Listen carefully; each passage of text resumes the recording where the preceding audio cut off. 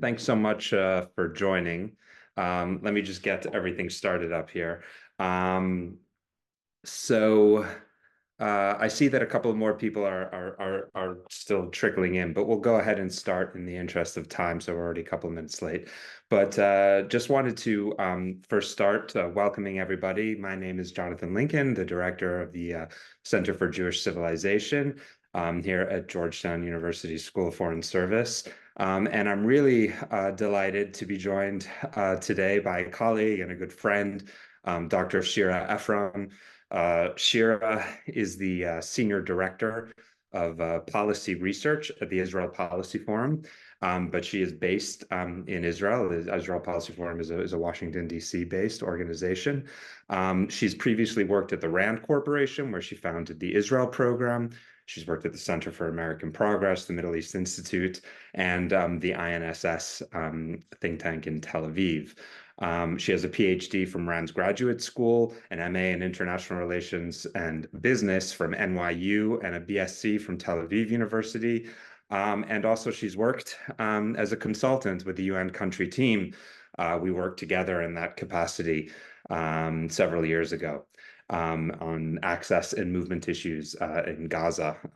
She's also an advisor on climate change for the Israeli government. She's written extensively on Israel, Israeli politics, policy in Gaza, and a variety of other issues. I think today, if it's all right with you, Shira, we'll chat for about 40 minutes and then open it up to Q&A. I believe the procedure is to send the questions in the chat. Hopefully, it's self-explanatory, but let us know through Zoom if there are any issues. So Shira, welcome. It's really a great pleasure to have you in a virtual capacity, of course. We hope to host you in person one day here at Georgetown. But if it's all right with you, maybe, as we only have about an hour or so to go into it, I'll just dive into some questions and maybe give you the opportunity to give us maybe a couple of introductory remarks. But really, if I could take the prerogative to sort of focus you, I think for us, I think what's perhaps most on our minds right now, especially with this opportunity to talk to somebody from Israel, is really the political scene. 6 months into the war, the horrific events of October 7th, the military security failure in Israel, the humanitarian catastrophe that's unfolding in Gaza. How is this playing out in the political world in Israel? We see the hostage families becoming increasingly politicized, if that's the right way to phrase it. Of course, on October 6th, there was the largest protest movement in the country's history, and sort of what's happened there. Maybe if you could help us make some sense of it from a political perspective, and for those of us who of course follow the situation but are removed from the ground and the day-to-day reality. Over to you, Shira. Thanks. Hi, John. It's good to be here with you, and thank you everyone for joining. Thank you for reading this extensive bio. But to say that we were colleagues at the UN is really not being fair to you. I was a consultant for a limited period of time, whereas you spend so much time with the UN. I think you bring such unique knowledge to the story of the UN and UN ties in particular. Okay, where do I start? This is very complex, and if you're confused by the political situation in Israel, you're not alone. Everyone here on the ground is also confused. So you started with October 6th, and if we go back to basically January of 2023, right, this government, there were elections before, this government begins announcing its policies. It's clear that the judicial minister, Yariv Levin, has very ambitious plans to basically overhaul the judiciary in this country. And the Israeli society that's normally, you would think Israelis are so active and politically aware, but really, for the most part, we're not very attuned to what's happening in political lives. We're very indifferent to that. We've started seeing a protest movement like we've never seen before. There was the protest movement on social justice issues in 2011, but it was much less political in its nature. there was this gradual development of this protest movement, and in parallel, instead of the government sort of backtracking on some of its measures, it's actually started doubling down.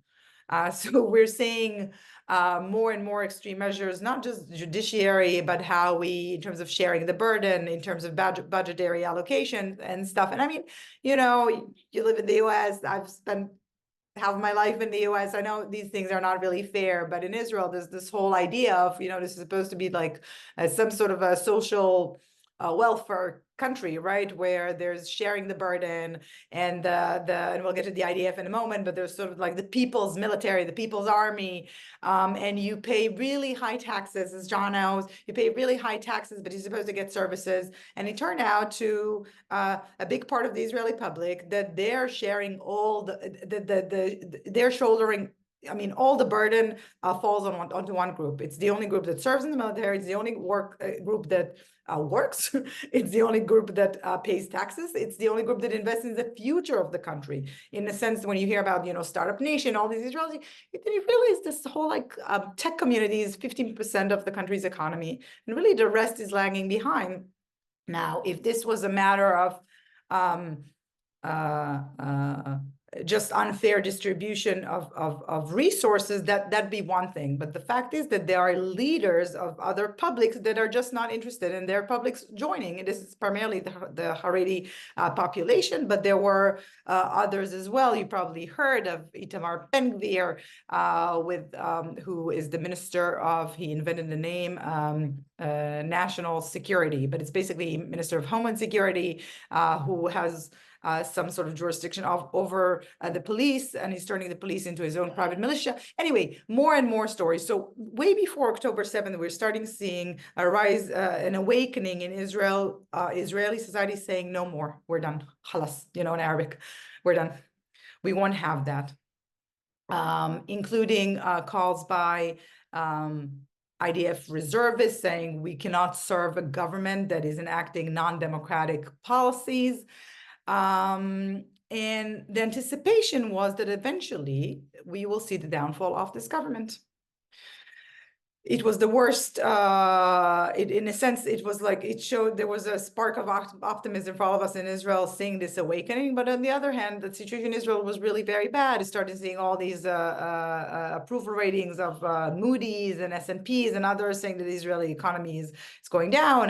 And obviously Israel is more and more got this pariah status in international affairs. It started becoming a little bit more nasty, but still we had this hope that this awakening would lead to a change. Then comes October 7th. And I'm sure you'll, you know, remember here in Israel, it's more like it's the where were you on September 11th? So it's always going to be the where were you on October 7th, right? This is sort of the analogy.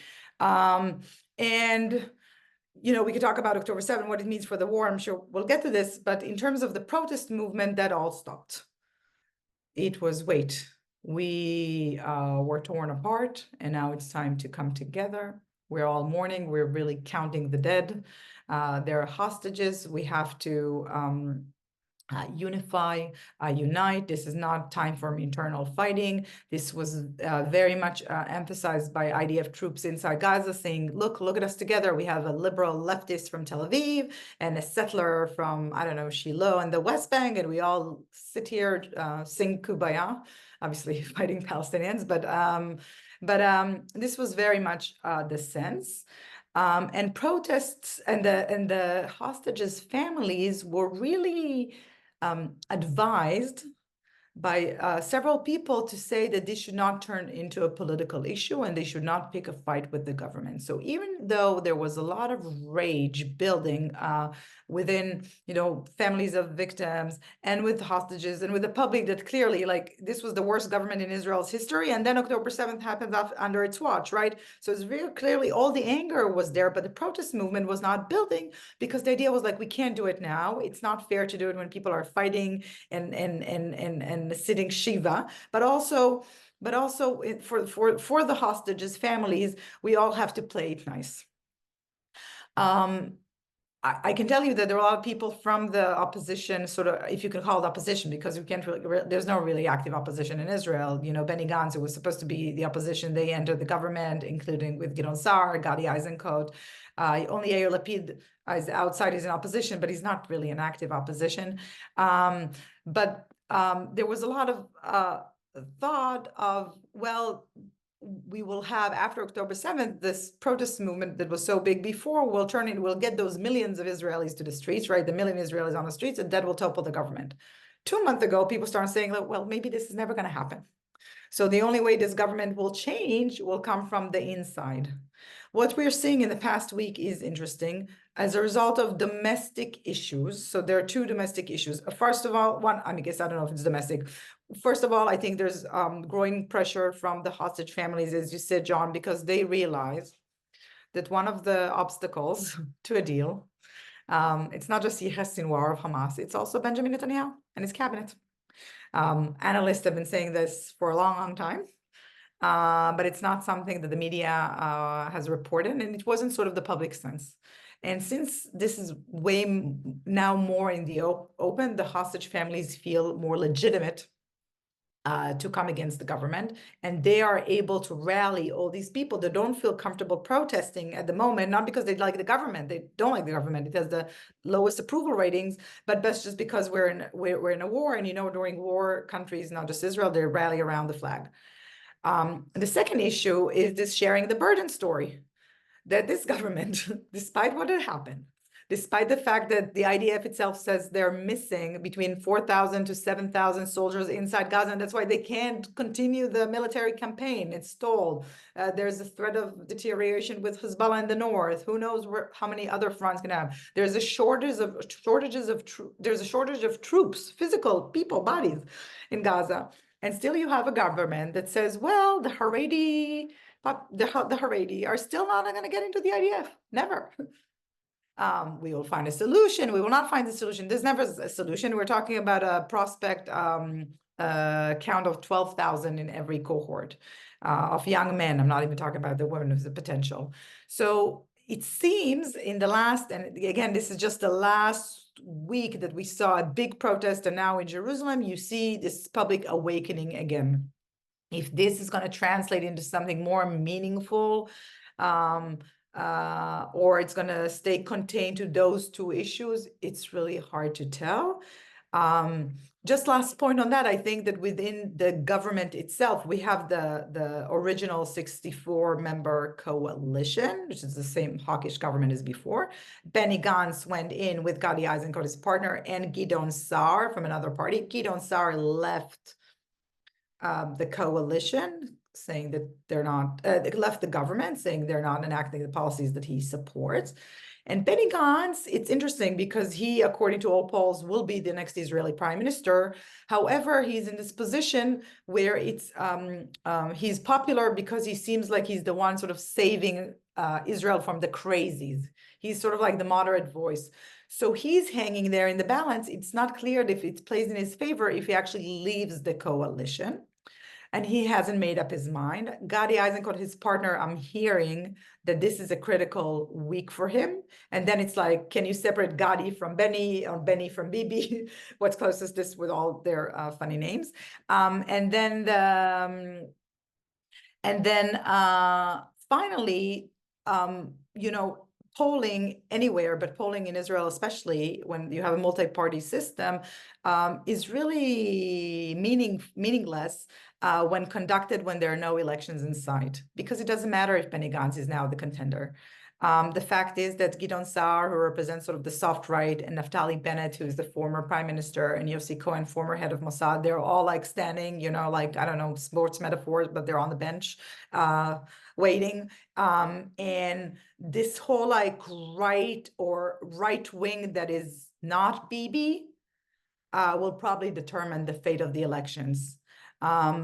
So it's confusing. We still don't know if anything is going to happen. The Knesset, the Israeli parliament, is in recess, which is insane, because how come the rest of the country is not in recess and they're in recess, so they can't break the coalition now.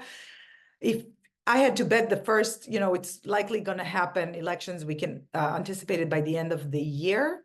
So maybe not in the summer and not in October, because this would be 1 year for the October 7th, but maybe November, December, we could see elections. But what happens in those elections, who knows? Sorry, it's long. Oh, no, thank you for that. That's a really comprehensive summary there of everything. It would, I have a thousand questions, but I'll refrain just so we can move on to some other topics. But it almost seems as if, while everything changed and society changed and the country changed on October 7th, it seems that this government probably hasn't gotten the memo to a certain degree. So quite remarkable situation. And I guess, literally every day, the situation changes. But I'm wondering if we could maybe turn to some of the work that you're actually doing on the ground. And you recently published a report on the humanitarian crisis in Gaza, and specifically that included some recommendations for all parties, but specifically for the Israelis as well, for the United Nations and others. I mean, maybe you could maybe walk us through. I mean, it was a horrific situation, reports of starvation, looming famine inside Gaza, this tragic attack on this U.S. aid charity, the news of which we're just sort of trying to decipher this morning. But this organization delivering food was attacked. Even I see the Prime Minister made a statement on it, noting it wasn't deliberate, but still horrible news just emanating, from Gaza on a daily basis. What's happening on the ground from your perspective, and what can be done? Okay, so I mean, again, this is such an issue that you're such an expert on, so feel free to add your ideas, and we've worked on these things together, also still talk about it every day. So first of all, I think to non-Israelis, you have to understand that what you're seeing every day on the news does not make it the headlines here. The Israeli media enacts self-censorship. We literally do not see on Israeli media, and Israelis only watch Israeli media, even though the whole world is open to them. You know how on social media you're stuck in your echo chambers, but also the TV, which is what everyone's glued to, does not show on purpose, by design. They do not show the humanitarian situation in Gaza. I actually heard this from official TV personas, the heads of big channels. I want to mention names. They say like, this is not what the public wants to see now, and we want to make our public, the watchers, we want them to be happy. So you have to understand, and this is something I think often I speak, when Americans or others, foreigners come to visit, they're like, this is in a different universe. And it's true, Israelis are in a different universe. So I think the magnitude and the realization in all over, and especially in Washington, right, of what's happening on the ground in Gaza, it's not something that the Israelis are attuned to. It's just not something, neither the public nor decision makers, because it's not on the news. And journalists are not asking about it. I swear this morning I opened John, I don't know what time I sent you a message, it's like probably 6 o'clock in the morning here, but I opened Haaretz. I don't know if you know Haaretz, but Haaretz is really the foremost like liberal, I don't know, it's Vox. I don't know what it would be in, US press. It's not even right in New York Times, but it's, basically 5% of the Israeli public maybe reads it. Even that didn't have the World Central Kitchen like incident highlighted. Even Haaretz. So it's a real challenge, and I'll get to like what can be done, because I think if Israel is the strongest power involved, it's also, according to international humanitarian law, is the one responsible, right? If Israel doesn't realize the magnitude of this issue and doesn't trust the UN assessments on what's happening in this issue, and is busy playing this blame game with the UN, which does, it's very difficult to make constructive recommendations unless after catastrophic incidents like that happen. And this is where I think most of the frustration arises, but I also think that maybe this crisis is an opportunity for a change, because Israel's policy has been evolving in Gaza. It was actually much more strict at the beginning, right? If you saw, there's International Court of Justice lawsuit that quotes a lot of Israelis, so I don't have to repeat that. But Israel had vowed to put a siege on Gaza, and slowly it realized it cannot put a siege on Gaza. Started, opening more crossings, facilitating more aid in. However, despite this evolving Israeli policy and despite growing international attention and humanitarian envoys, and John, your former place of employment, the UN has so many cooks in the kitchen, right? There's so many people working on this issue. The humanitarian situation is not improving. So why? First of all, just objectively, there are 2.3 million people in Gaza. It's a small territory. It's about twice the size of Washington, D.C. It was crowded to begin with. 80% of the population has been displaced. They can go back home. Israel would not allow the population to go back north, but also there's not a lot of north to go back to. So shelter is an issue. Food is not entering Gaza at the quantities desired, the quantities needed. Israel would tell you, well, we're bringing all these trucks in. You look at the numbers, can do so much more in terms of crossing the aid getting into Gaza is not prioritized. And I think what the incident from last night proves the most is that it's very difficult to distribute aid and protect the aid itself and aid workers. Now, when we talk about protecting aid and aid workers, normally we would think you need to protect them from Hamas, you need to protect them from looters, from hungry people, right? But it turns out I also need to protect them from the IDF. And this whole deconfliction is a mess. Coordination is hampered at all levels.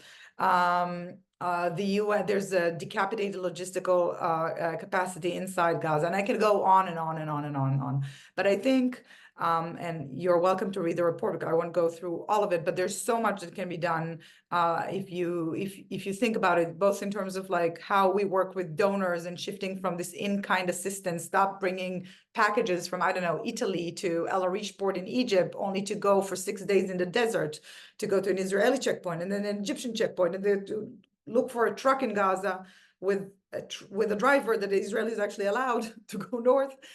You can shift to a system of cash equivalent, something that would also boost development of the private sector.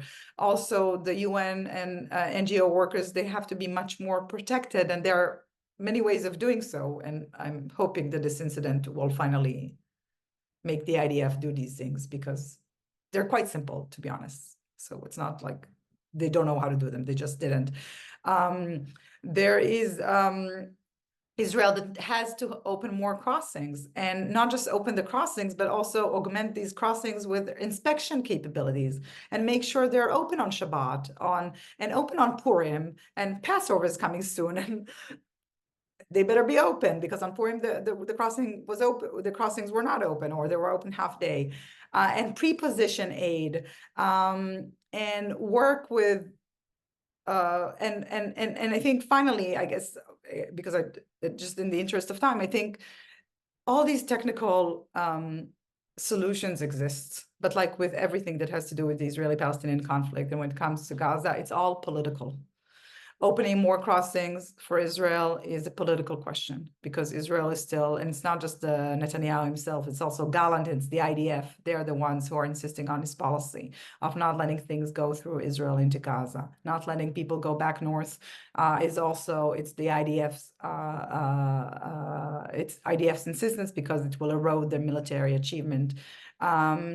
The idea of who handles aid inside Gaza, trying to look for miracles, for Palestinian unicorns that are not Hamas and not Palestinian Authority. This is also not working. So I think ultimately, what can be done and should be done is thinking more constructively of how you do go for a greater involvement of the Palestinian Authority and its people in Gaza in the humanitarian endeavor, in a way that would turn this into more of a development effort, not just a humanitarian effort, and boost, by the way, also West Bank economy and other things, because I just don't, John, you could tell me, but I'm hearing of more and more international organizations that are suspending their operations in Gaza. It's hard for me to think of more international workers volunteering to work in Gaza unless the conditions are more secure. And it's time for Palestinian agency. And whether Israel likes it or not, I think this is the best way to go. By the way, for Israel also long term, but this is not something that this government agrees to. No, thanks very much. And definitely a bad situation by any measure, a horrible situation. I'm wondering what you think is if you could sort of pinpoint a few of the issues. Is it so much the Israeli policy, or has it changed now as a result of pressure from the United States in particular? How much of it is the acrimony between the United Nations and Israel? Of course, UN-Israel relations have been pretty horrible for decades. And in some ways, I think we're at rock bottom right now, and there are some very good reasons for that, of course, because of of course, the allegations of UNRWA staff participating in October 7th. I mean, but that's just the tip of the iceberg. As we know, it's almost a personal issue with the Secretary General and the Prime Minister. Not to necessarily get too in the weeds on that issue, but what do you think are the main issues, and do you think that there's any sort of diplomatic solution, if you will, to try and improve the situation on the ground, or are we really just talking about basically a logistics failure in the middle of a very violent conflict?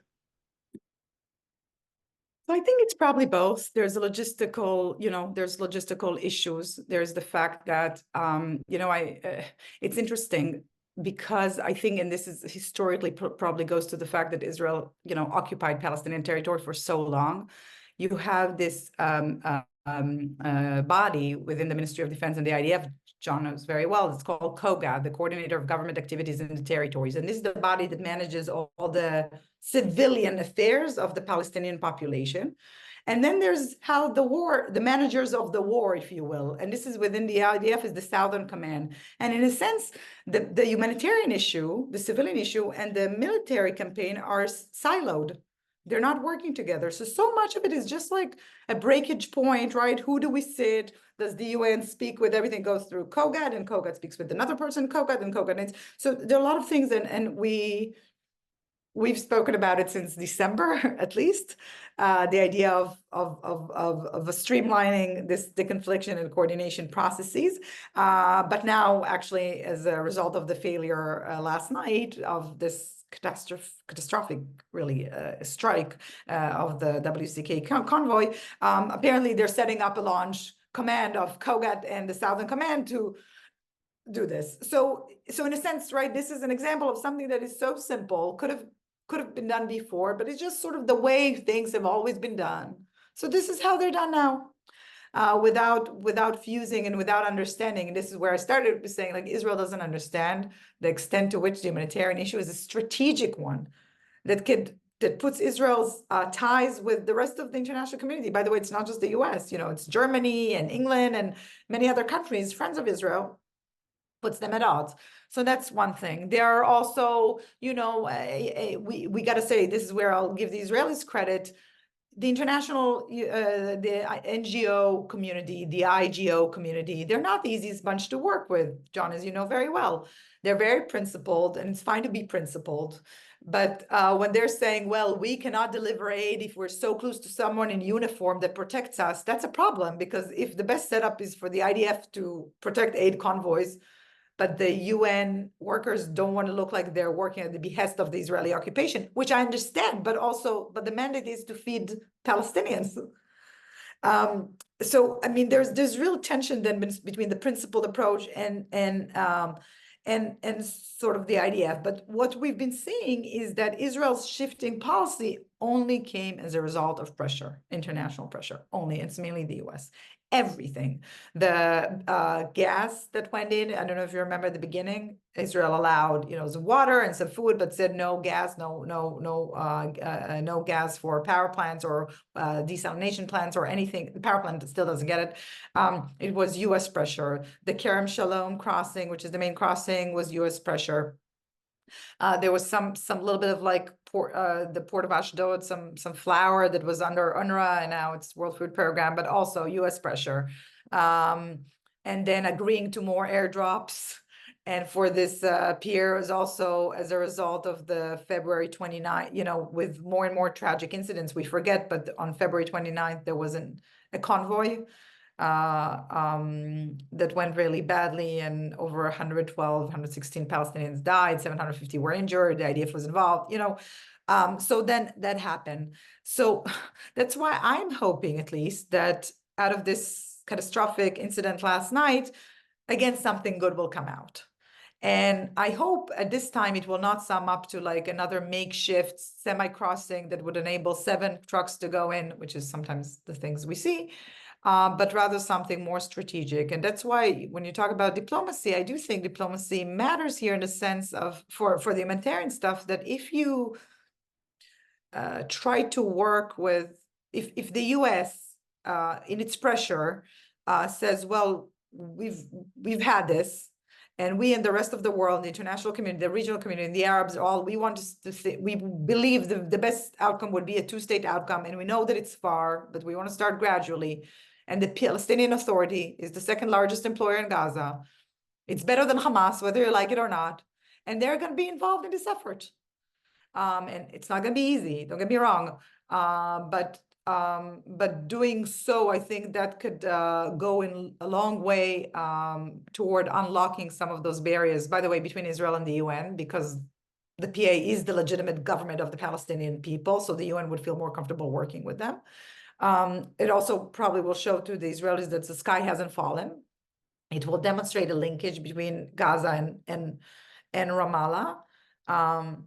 I hate to say this, but I think it would be easier for coordination. Israelis and Palestinians know how to work together, They do. I mean, this is a fact, especially on the PA, and even now, and it can also help boost, sort of West Bank economy. And the fact that there is a new Palestinian government, whether we like it or not, it's a new Palestinian government that wants to do something in Gaza. And this is a way to also, I don't know if set it up for success, but definitely help it not fail quickly. Thanks so much. So, I think I'm going to try and incorporate, I have a few more questions, but I'll try and incorporate some of the audience questions that we've already gotten here, because there's some specifically about the humanitarian situation, so that we don't jump around for some issues. And one of the attendees raises the issue about the hostages. We talked about the hostages, and specifically the hostage families in the context of the political situation, sort of the political role. But, how do you see this? I mean, basically the question is, how do you see the humanitarian crisis in parallel with the hostage negotiations? I mean, isn't a lot of what we are seeing the Israeli government do, even if we have questions about it, related to leverage over the hostage negotiations that you referenced earlier? But if you could give us this issue, and this sense that perhaps if the hostages were released, then this humanitarian crisis would end. What's your response to that? So absolutely. First of all, I don't know if the humanitarian crisis would end, but definitely you would be able to alleviate the humanitarian situation if there's a pause in the fighting, right? A complete cessation of hostilities and a real ceasefire would be required. And I don't know if that would come with a hostage deal. So absolutely. And I think for a long time, and this is what Israeli officials said at the beginning, as long as the hostages are there, Gazans will not get anything, right? This was the idea. And even with the shifting policy to say, well, we'll go for basic humanitarian needs, but there are reports that croissants don't go in and juice doesn't go in because we don't want to, these is luxury items. This is they shouldn't be treated well while our hostages are dying, and they're literally dying in Hamas tunnels. So this has definitely been the policy, and it's not just from Netanyahu. You also see it in Gadi Eisenkot's, for instance, and who was a pro-stater person in his new plan that got out is oh, we should allow a humanitarian response, but very limited. So this is something that is across the board. And by the way, and I think this also matters, I think the Israeli statements didn't only backfire internationally, but also domestically in Israel, because the Israelis were, whether you like it or not, but the Israelis were promised that those people in Gaza will not get anything until we get our hostages back. And all of a sudden you see aid convoys going in, they're like, hey, what happened? You lied to us. So that results in Israeli protests on the crossings, and then the crossings are closed, which exacerbates the situation. So this is setting this aside. I think this was a legitimate, or not legitimate, very understandable Israeli approach if it was if it guaranteed that the basic supplies needed for the survival, not right like a great livelihood, but survival of the people in Gaza was ensured. They're like, okay, sure. I mean, yeah, maybe, Israel wants to like boycott cigarettes and other things. That's fine. I think I don't know that it's working. I don't think this is the way to win over Hamas, to dismantle Hamas, but fine. The problem is that this policy of restrictions results in what we are seeing from the international community, growing reports about hunger. We can discuss the methodology that determines famine is present and could become even worse. I have my reservations also, but we're seeing in response that we're seeing in practice a humanitarian policy that is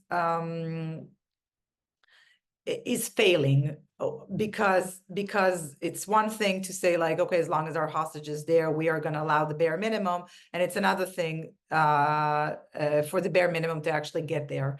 And whether it's Israel says, well, we're letting things go in, it's the UN's fault, it doesn't matter whose fault it is, it's the Israeli responsibility eventually. Now, as long as we thought a hostage deal is imminent, I could live with that. I said, okay, it's leverage, it's another leverage, another leverage, another leverage. But from a hostage deal, I really hope something's going to change.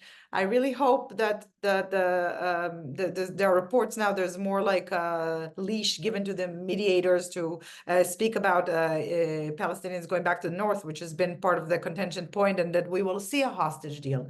But it's not happening today. So how long can Israel continue this?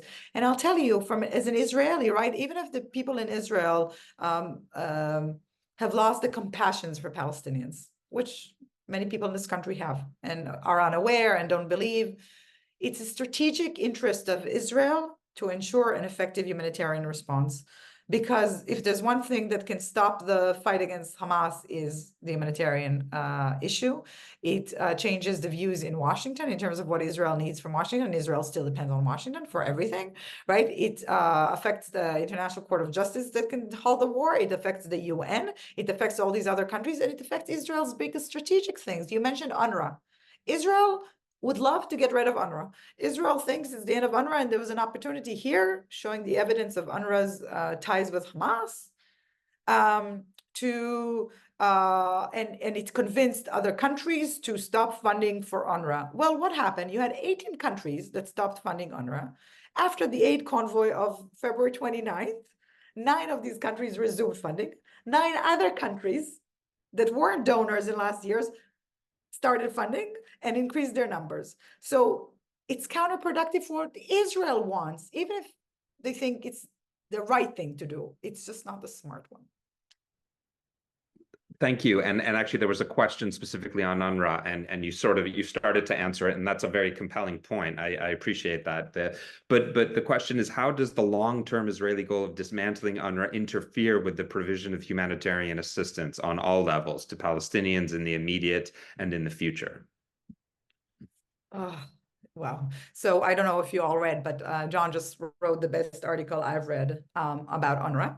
Really, it's the best. There are a lot, the best out there. So I highly recommend it. I think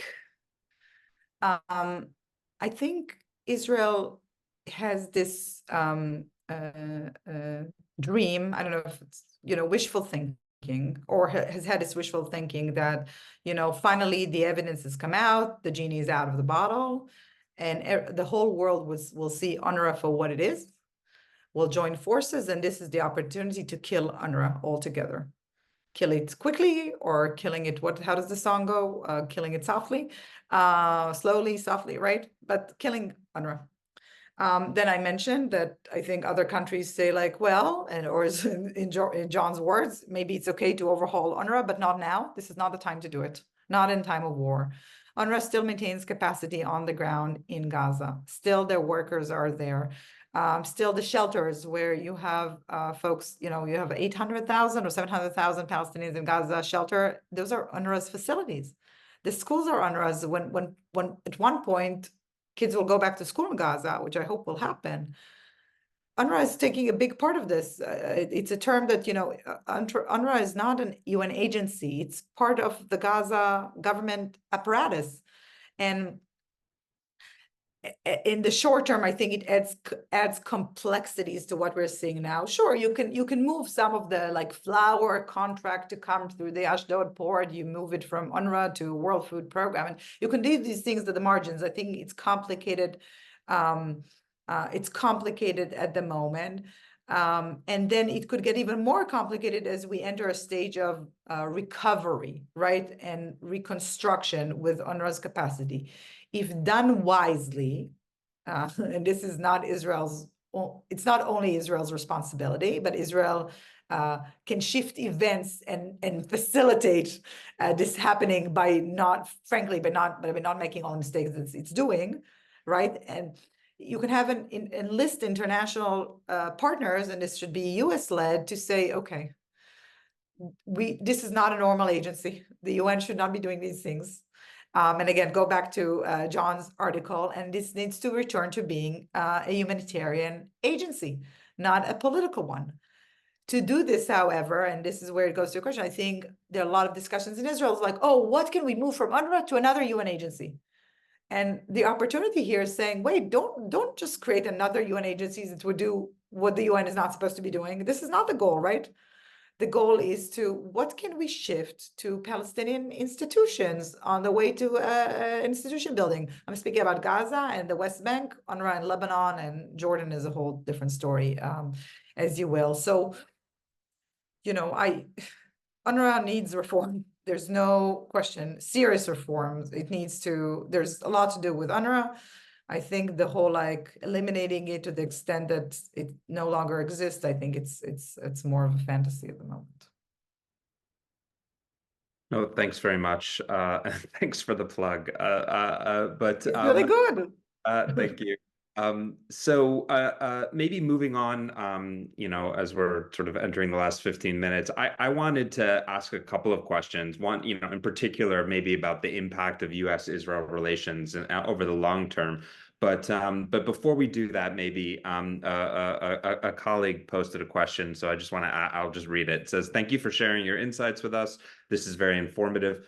What do you think is the solution to the conflict in Gaza that would have the highest chance to be embraced by the Israeli society?"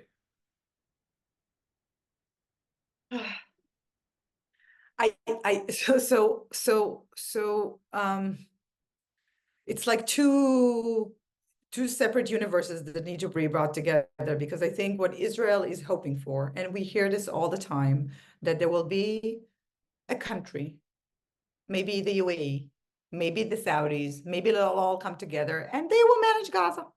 And this would be very much a solution that Israelis would like. And the IDF will control the security of everything that's west of the Jordan River. And they will go in and out and do counterinsurgency, whatever they need. Someone else will take care of the needs of the Gaza's population. They will also de-radicalize the population. This is going to work. And you hear some people, like even Defense Minister Gallant says, oh, I have this new idea. The Arabs will come and provide security. Whereas what you hear from the Arabs themselves is saying like, no, we are willing to help, but our condition is only if this is if there's a political arising paving the way towards a two-state solution, meaning it's not a solution just for Gaza. It's a solution for Gaza and the West Bank as the non-contiguous parts of what's supposed to be a Palestinian state one day, right? This is still like on the business card. This is what we're all doing. And by the way, Israel, despite the political statements, has not canceled the Oslo agreements, right? The paradigm still exists. Now,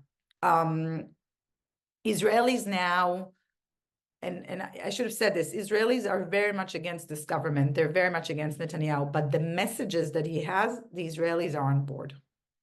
So the Israeli public now, and this includes the center and even some people on the left that say, like, don't talk to me about a Palestinian state now. It sounds tone deaf. It's detached from any reality now. What we need to do is continue the fight, ensure there's no Hamas west of the Jordan River, maybe east too, I don't know. Finish this, maintain our security control, and maybe one day when the Palestinians become something else and we can trust them, we can talk about it, but it's definitely not now. And that's why it's so hard to speak also about, sort of like what is a likely outcome that Israelis would be happy with. I think if you ask me now, what's the likely outcome? The likely outcome is prolonged Israeli. I want to say, I want to use the term, but I don't want to use it with a negative connotation. Just the legal implication. We're going to see a long-term occupation of Gaza. Now, what's long-term? Is it 3 years? Is it 10 years? I don't know. It's very hard in the Israeli-Palestinian conflict to speak about anything temporary. UNRWA was founded in what, 1950? It's temporary for 3 years. Okay, so I don't know, but I think this is the most likely outcome for continuation of the military campaign. I don't think the Israelis are fully on board with that or understand the implications of that. And especially if this will really come with sort of like you break it, you own it. So with an international community that would say like, well, we are done bankrolling this thing. Like if Israelis would have to also impose military rule in the sense of like providing for the schooling and the food of Gazans themselves from our taxpayers' money, then I think the Israelis will start pushing back. But as a setup, it's more like, okay, we get to do whatever we want. Someone else is paying. The UN is, the UN and Palestinians are trying to like organize everything. We have nothing to do with it. We're just at the crossings and fighting. This is something Israelis can accept. I think in terms of, more a political horizon, a pathway toward two-state solution, a vision that the Biden administration is trying to promote, and apparently Jake Sullivan is going to the Gulf next week again to meet with Mohammed bin Salman for normalization. There is an Israeli yearning to being integrated in the region and looking at this grand bargain. But there's no effective sort of messenger for this here. So it could be that when the dust settles, it will sink in for the Israelis that this is, a solution, a problem that can be managed, it needs to be solved. And I say this with great sadness because unfortunately, a lot of Israelis and Palestinians pay with their lives, but we've also seen other processes, right? We've seen the Oslo Accord starting after the first Intifada. We've seen disengagement from Gaza after the second Intifada. We've seen, the wars. Maybe diplomacy will come at the end of the war. I just don't know that it's going to be very quick, unless Biden pulls out this miracle, right? So maybe on that, and you sort of, in some ways, you answered the question I was going to save for last about the way forward. But I think that's a good setup actually for now, because I'm thinking about, especially where we sit here in Washington. I mean, what are the implications of the U.S.-Israel relationship over the long term? I mean, we've seen so many things happen that. The abstention at the Security Council for the call for the immediate ceasefire. I think that there are indications of potentially a change, but then at the end of the day, the weapons that need to come will come. The relationship is still strong. Perhaps some statements from Netanyahu and some statements from Biden, and particularly from the vice president, critical of Israel's handling of the humanitarian crisis in Gaza, for example. How do you see this, just as someone who has lived in both places, understands the political culture in both places? What are your thoughts on the implications of the ongoing conflict between U.S. and Israel relations? Yeah, so I'm extremely concerned, and not just me. I mean, you spoke about, right, there's the statements from U.S. officials. There's Chuck Schumer, who's probably like such a the most senior Jewish, right, representative, but also someone who's extremely cautious, right, and careful, and personal friends of Netanyahu coming out with a statement against Netanyahu. We are seeing many others. We saw this tantrum, I don't know what to describe it otherwise, by Netanyahu saying like he's not going to send a delegation, and then saying, well, I am going to send a delegation, and sort of like playing like who's, I don't know who's like there's the joke of Israel's getting confused who's the superpower, right, and who's the other country who needs it. And this is something that we are seeing, and I don't know if it can be contained to sort of the Netanyahu era, or this is something that we can see with longer term implications. There's the political echelon, right? There's the Biden administration, that Israelis are so thankful for the support that he brought to Israel, both like monetary, right, and with arms, weapons, and to the UN and everything. And I just don't know. Maybe you have someone like that, but I don't think there will ever be someone like Biden for Israel. Never. There is, who knows if Trump gets elected, God forbid, but if he gets elected, it's going to be terrible for the world and for so many reasons. This is my personal view, but I also not sure that he's going to be great for Israel. Who knows? He's unpredictable, right? So this is one thing. And then if Biden loses this election, and it's perceived as if that he lost it because of Israel, because of his support for Israel, it would make it very difficult for any Democratic candidate in the future to come fully behind Israel. So I think strategically, what's happening now, I don't know if it can be contained, and it very much depends on the outcome of this election, or this will have longer term implications. I think that the discussions about assistance to Israel are just going to grow. We're seeing it in the Democratic Party, and it's not just the margins. Of course, support for Israel in all other areas as well. And by the way, you see today, I think we're talking about Palestinians here, but overnight, Israel killed a commander in the Iranian Revolutionary Guards in the Iranian embassy in Damascus. And the US immediately said, wait, we had nothing to do with it. So Israel's right. Why is the US not coming to support us in Iran? And the US is distancing itself from Israel when it comes to Iran, which is also a strategic issue. So we'll see. I'm hearing from some friends in the Pentagon, they were really frustrated with the WCK incident yesterday. I hope it doesn't hurt professional, but this is where usually the ties are better. So going forward, I'm concerned, and you're on campus, you know what's going on. I mean, the young generation in the United States, I hope this changes, because really there are a lot of people in Israel that believe that they have shared values with the United States, and probably they do. We just need to remind them of these values. But I'm hearing from lots of friends on campuses that the young generation in the US, not the Jews, the Zionist Jews and some other parts, but for the most part, the young folks are done with Israel. If this is if things are going to change at the end of the war, if public is going to have short memory, I don't know. But I think it's important that Israel incorporate this into all of its decision making, because Israel is really dependent on the United States, and this is not going to change anytime soon. And think forward in ways that are, before the war started, I started working on some thinking of how Israel can preempt discussions of defense assistance and voluntarily say, we don't no longer need it. We want partnership on things that the US cares about.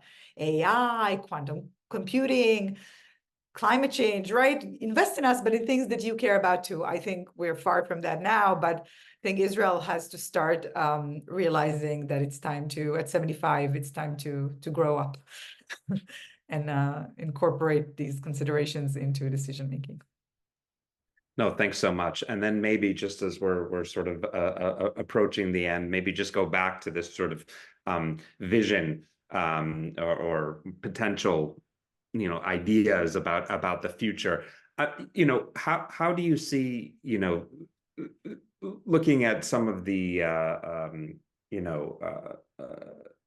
improvements in Israel's regional standing that you mentioned, in particular, and of course, the Abraham Accords and the changes that had an actual what I always found interesting is that it had maybe more of a sort of psychological impact on Israelis more than actually anything else. That's not to say it didn't have, an economic impact, of course, but I think it changed the outlook. Is there any way to be optimistic about the future and about Israel's position in the region? I mean, you touched on this a little bit about Jake Sullivan's efforts and the sort of mega deal with Saudi Arabia, normalization, et cetera. But is there some hope, perhaps, even out of this, horrific crisis that's had such tremendous impact not only on Israelis, I mean, of course, on Palestinians, but really across the region? What are your thoughts? So, I do think that you are correct in a sense of the psychological effect, because Israel, at the end of the day, I know from outside it looks like this big bully, but Israel sees itself really as sort of like a victim, someone who just, this like unpopular child that wants to be integrated into the region, right? And the Abraham Accords brought this thing of like, oh, integrated in the region. They're actually willing to talk to us and see us. There are peace agreements that are strategic in value, right? With Jordan and Egypt, but those are not normalized ties. The more the government to government, GGG, or even I'd say military to military, M to M, governments are not best ties. So we are talking about something that was of strategic value, and it's not at risk now. I mean, the Emiratis are not canceling, the Abraham Accords. The Bahrainis have kind of suspended everything at the moment. Ties with the political level with Egypt and Jordan are not great. On the other hand, Jordan does want Israel to renew the sales of water. So we're talking about environmental stuff and interdependence. Israel sells Jordan water, 50 million cubic meters a year, and Jordan wants more. They want 80 million cubic meters, and the contract is due to sign in May, and still Jordan wants it. So you have those things that are happening, and I hope Israel would approve it. So I think the potential for integration is really there, and it's probably a matter of time and not a matter of like if it happens. It's more a matter of when. There are tons of back channels with Saudi, similar to what existed with the UAE before the accords were final. But I think that the timing issue plays a role, right? Israel has a sense of urgency. The Biden administration has a sense of urgencies. I think the Saudis and all Arab and Muslim countries don't see a sense of urgency. So it wasn't like this was coming on October 6th, but I think October 7th pushed it farther along because of different issues. And in Israel, they do a lot of like Arab splaining or Saudi splaining. Oh, they don't really care about the Palestinians, but they have domestic issues. You know what? It's a complicated issue for them, and they have publics that do, and you're probably following the Arab world. This is really an issue, and I just don't see the sense of urgency. So the potential is there, probably after the war, but it would make it much easier if Israel nods to this idea of like, okay, we're continuing the pathway we're on. No one canceled the Oslo Accords. I mean, we can joke about it. There are violations from both sides, but no one canceled them, right? If you say we're continuing and we'll let this a chance, and it will take us maybe 20 more years, but we're accepting the presence of the Palestinian Authority and would love Arab support to come, that would make it much easier for all these countries to fall in line. And I think this is sort of the Biden vision that he needs to present to the Israeli public, maybe in writing, in an article, in Hebrew, maybe together with MBS and other Arabs, right? Like saying like, this is what we offer you, and this is what the current pathway would lead you to. And choose. I don't know if he'll do it, but he can. No, thank you so much. And that brings us to the end of the hour. And really, Shira, thank you so much for sharing your insights and really from your unique perspective on the ground in Israel, having worked with the international community and having spent lots of time in your education, of course, and work in the United States, and understanding the way that our system works, and your insights into the Israeli system was really helpful.